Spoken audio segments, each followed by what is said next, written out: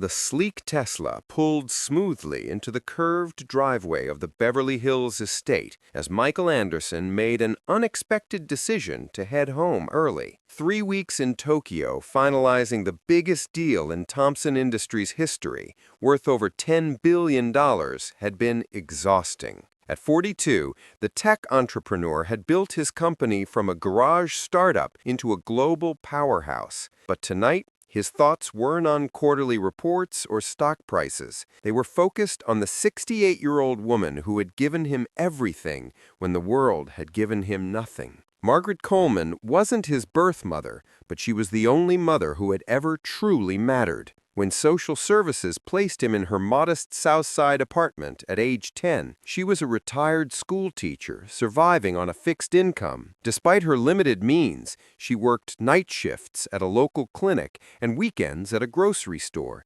to afford his coding classes and computer camp. Michael grabbed his leather portfolio and headed toward the kitchen entrance, planning to surprise Margaret with her favorite chamomile tea, prepared exactly as she'd taught him during those difficult early years when he'd come home hurt by classmates' cruel remarks about his adoption. Sharp voices froze him mid-step behind the marble column. "I've told you repeatedly, don't use the main entrance when I'm entertaining clients' wives." His wife Victoria's voice sliced through the air like ice.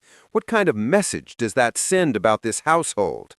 "I apologize, Mrs. Victoria. I only wanted to—" Margaret's voice trembled, barely recognizable from the confident woman who'd raised him. "I don't care what you wanted," Victoria snapped. "You're the help here, not the lady of the manor, just because my husband has this peculiar attachment to you." Michael felt his heart stop. The help? He'd insisted Margaret move into the guest suite 18 months ago after decades of her sacrifices.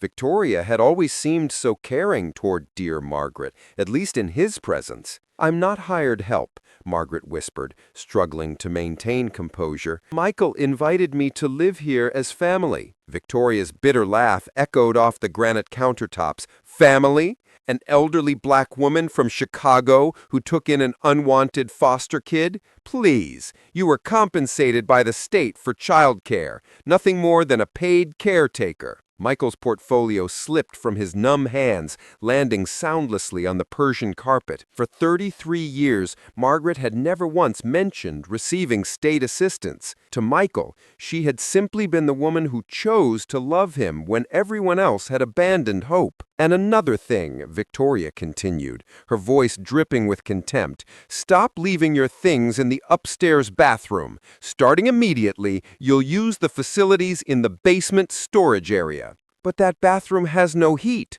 Margaret's voice cracked. "Then use cold water. Perhaps it'll help you remember your actual position here. You're tolerated, nothing more." Michael edged closer to the doorway and witnessed something that shattered him completely. Margaret, the woman who'd worked double shifts to buy his first programming competition, saying, "Sweetheart, someday you'll achieve great things and help people like us, but never, ever let anyone make you forget your roots." Now, at 68, the woman who'd sacrificed her best years for his dreams was being degraded in the very house her sacrifices made possible. Michael opened his phone and accessed the mansion security system. If Victoria behaved this way in his presence, what happened during his frequent business trips? For 3 hours, Michael remained locked in his home office, reviewing weeks of security footage. Each video unveiled new layers of systematic cruelty that made him physically ill. Victoria forcing Margaret to eat leftover scraps in the basement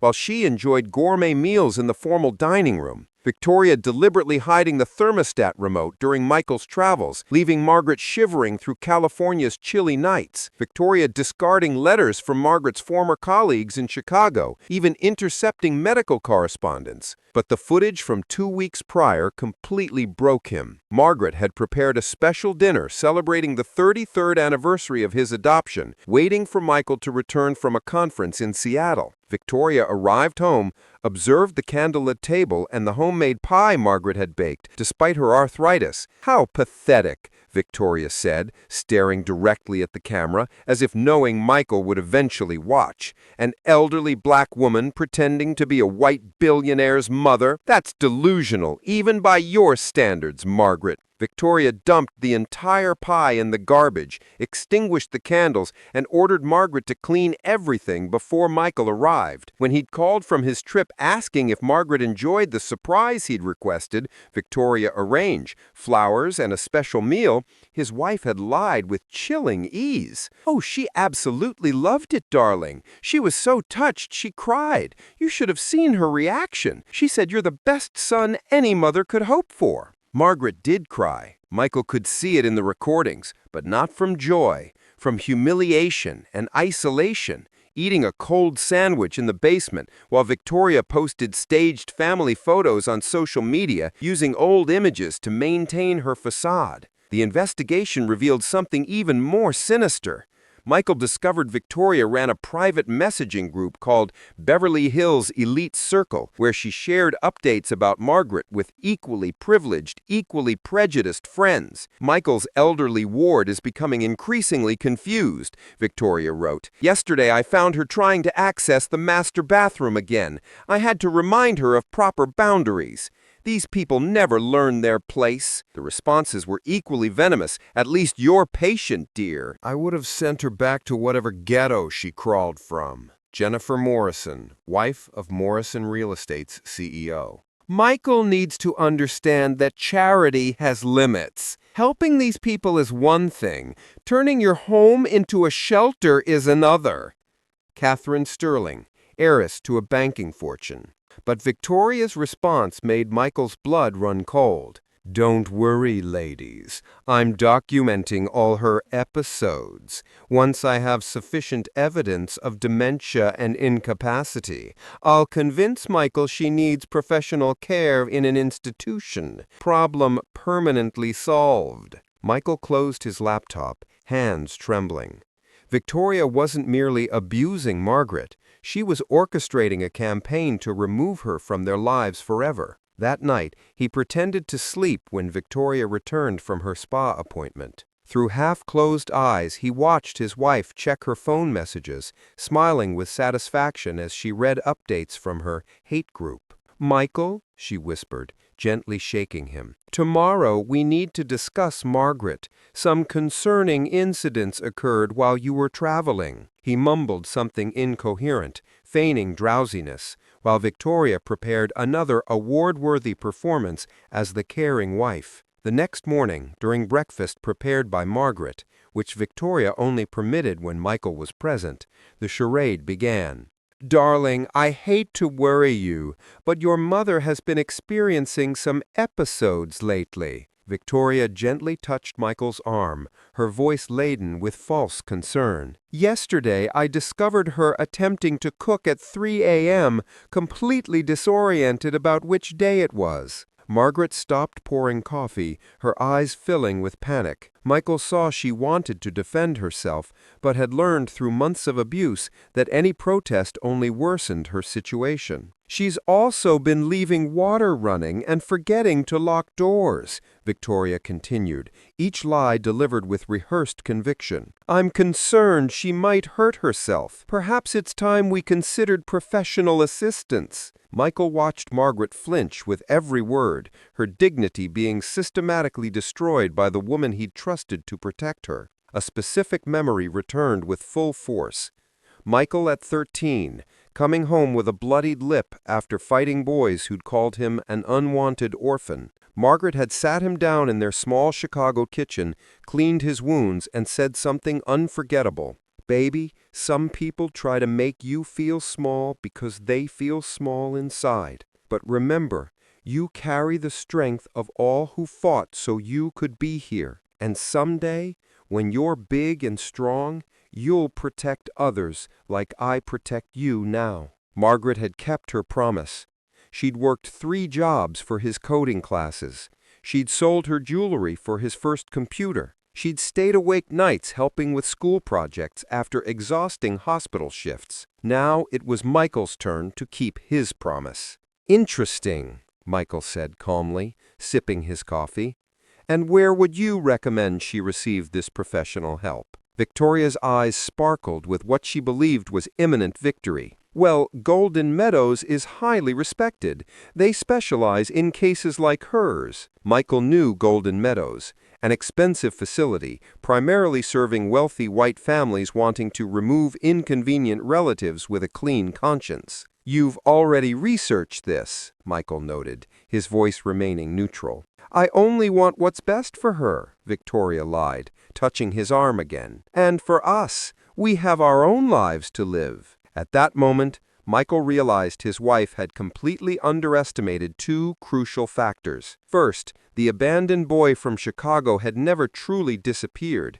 He'd merely been dormant beneath a veneer of wealth. Second, Margaret Williams had taught him something far more valuable than programming. True strength comes not from possessing money or power, but from knowing exactly when and how to use them to protect those you love. As Victoria continued elaborating on her plans to remove Margaret for everyone's benefit, Michael quietly activated the recording app on his phone. Some conversations needed preservation for posterity, and some people needed reminding that underestimating a son protecting his mother could be the costliest mistake of their lives. That afternoon, while Victoria attended her weekly massage, Michael drove downtown to meet someone his assistant had discreetly recommended. Marcus Rivera was a former LAPD detective, now working as a private investigator specializing in domestic abuse and family fraud cases. Rivera's office occupied the third floor of an inconspicuous building,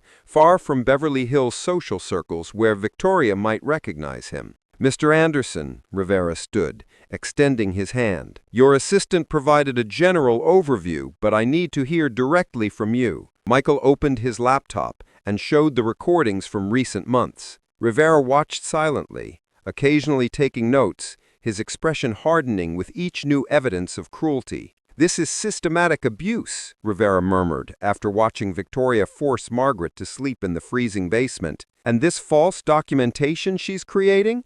It's preparation for involuntary commitment. I've seen this before. I need more than home videos. I need something that'll completely destroy her credibility before she can have my mother institutionalized. Rivera leaned forward, connecting a device to Michael's laptop. Let's start with complete forensic analysis of her phone and computer. If she's documenting lies about your mother, she's also leaving digital traces of her true intentions. The investigator explained they'd need physical access to Victoria's devices for at least 2 hours for complete data extraction. Michael immediately thought of Friday's charity gala, where Victoria always left her phone charging overnight. Something else, Rivera continued, showing printouts of the Beverly Hills Elite Circle messages. This group may be involved in other discriminatory activities. If we access the complete history, we might have material exposing a much larger pattern of prejudice among the city's elite. While driving home, Michael received a call from his attorney, James Morrison, ironically, brother to Jennifer Morrison from Victoria's racist group. Michael, my sister mentioned something troubling, James said without preamble. Apparently, Victoria is consulting lawyers about guardianship proceedings. She's claiming your mother has dementia and needs a legal guardian. Michael's blood froze. If Victoria obtained a guardianship order, she'd have legal power to institutionalize Margaret against her will, even cutting off contact with Michael.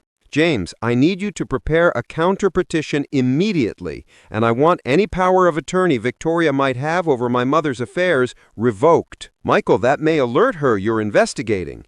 I don't care. I won't let her legally kidnap my mother while I gather evidence. That evening, Michael found Margaret alone in the garden, watching stars from a small wooden bench, the only personal request she'd made in 18 months of living there.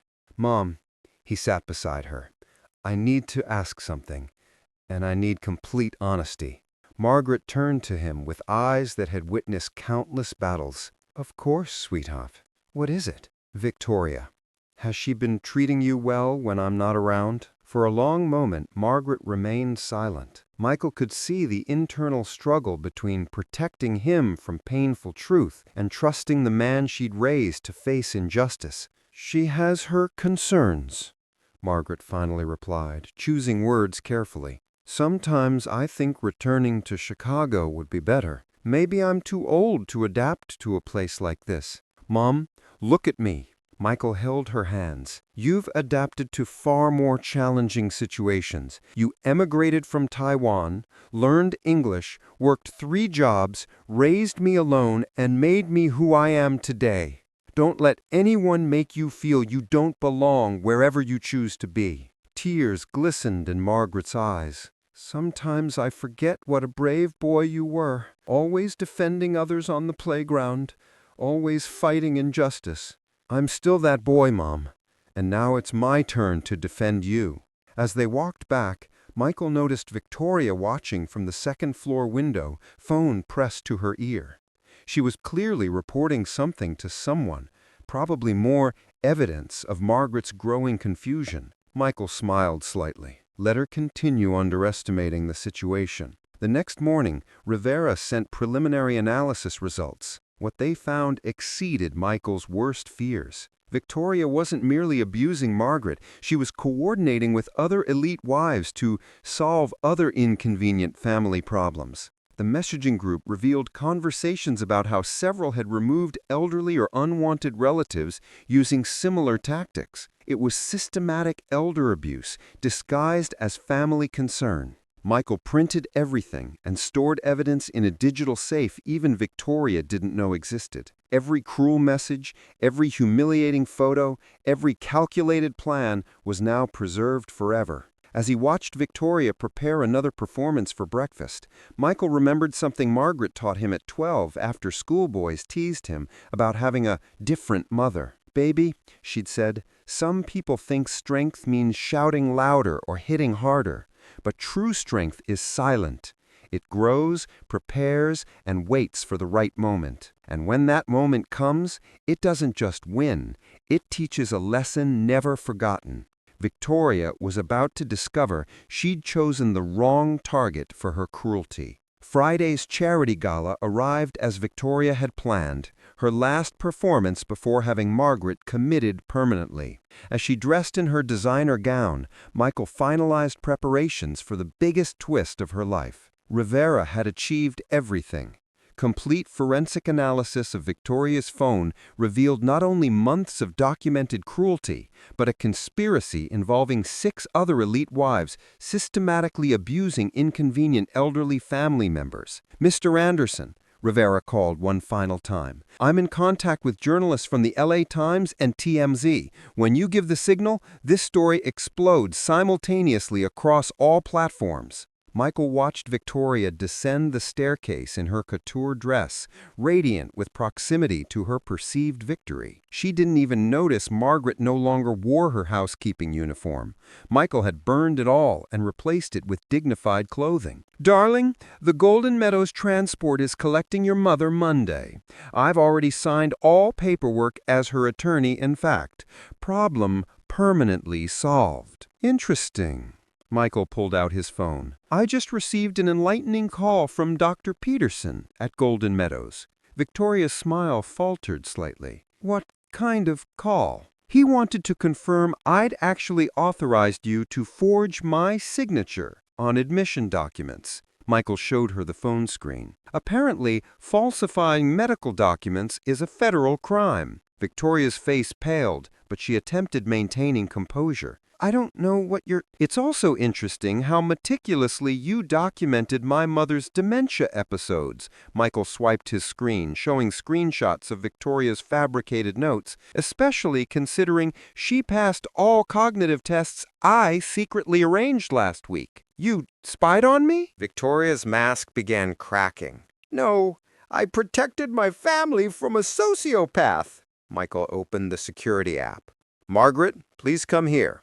Margaret appeared in the room, no longer hunched in fear, but standing tall and dignified. Victoria watched with growing horror. This was no longer the broken woman she'd spent months destroying. "Margaret has something to say, Victoria. In fact, she has months of things to say." "Michael, sweetheart," Margaret began in a steady voice, "your wife forced me to sleep in the basement during winter. She made me eat cold leftovers on the floor like an animal. She called me names I'll never repeat." Victoria tried protesting, but Michael raised his hand. "Oh, but there's more. Much more." He connected his phone to the giant TV where messages from the Beverly Hills elite circle began appearing. Every racist word, every cruel plan, every moment of sadism exposed in high definition. In Michael's elderly ward is getting increasingly confused, Michael read aloud. I had to remind her where she belongs. Victoria recoiled, pure panic replacing confidence. You can't. This is private. You know what else is interesting? Michael continued relentlessly. Jennifer Morrison, Catherine Sterling, all your friends, they don't know you saved these conversations. And tonight, at the charity gala where you'll all be, this will be projected for the entire Beverly Hills elite to witness. You wouldn't dare. I already have. Michael showed a series of phone notifications. TMZ, LA Times, Page 6, they all have the story, Beverly Hills elite wives run elder abuse scheme, including photos of you forcing my mother to wear a housekeeping uniform. Victoria collapsed into an armchair, reality finally hitting. My life, my reputation, you've destroyed everything. I didn't destroy anything. You built your life on cruelty and lies. I just turned on the lights. Victoria's phone began ringing incessantly. First, Jennifer Morrison. Victoria, what are those photos on TMZ? Then, Catherine Sterling. You've gotten us into enormous trouble. And there's more, Michael continued relentlessly. My attorney has filed for divorce. You're leaving this house with exactly what you brought, nothing. The prenuptial agreement you signed is very clear about infidelity and family abuse. Prenup? You said we didn't need one. I lied. Just like you lied about everything else. Michael leaned forward. And you know the best part? All your fake documentation about my mother's dementia, it's perfect evidence of attempted medical fraud. The FBI is already interested. Victoria tried one desperate gambit. No one will believe you. I'm a billionaire with security cameras, forensic evidence, and witnesses. You're a woman just exposed nationally for abusing a 68-year-old woman. Michael smiled coldly. Good luck with that defense. Michael watched Margaret teach basic coding to underprivileged children at the community center he'd funded in her honor. At 69, she radiated vitality that had been suppressed by months of abuse. Remember, children, Margaret said firmly, technology is a tool for justice. You can use it to build bridges where others build walls. Victoria, meanwhile, had become persona non grata throughout Los Angeles. Her former friends publicly shunned her after the national scandal. Living in a modest apartment on a divorce settlement limited by the prenuptial agreement, she discovered that privilege without character is merely temporary illusion. Michael had received a message from her the previous week. I was a different person. Can we try again? He deleted it without responding. Some bridges, once burned by cruelty, should never be rebuilt. Do you know why we won? Margaret asked as they drove home. Because you remembered that true strength isn't about having power, it's about using it to protect those we love. Michael smiled, watching the woman who'd transformed an abandoned boy into a man of principle. Victoria had tried to destroy her, but only revealed that some people are indestructible, forged by decades of unconditional love and sacrifice. The best revenge was never repaying damage done. It was proving that love always conquers hate, and that defending our family is the only wealth that truly matters. If you enjoyed our video and want to see more inspiring stories like this, please subscribe to the Black Voices YTD channel. Press the like button, and don't forget to click the bell icon so every new video reaches you first. Thank you.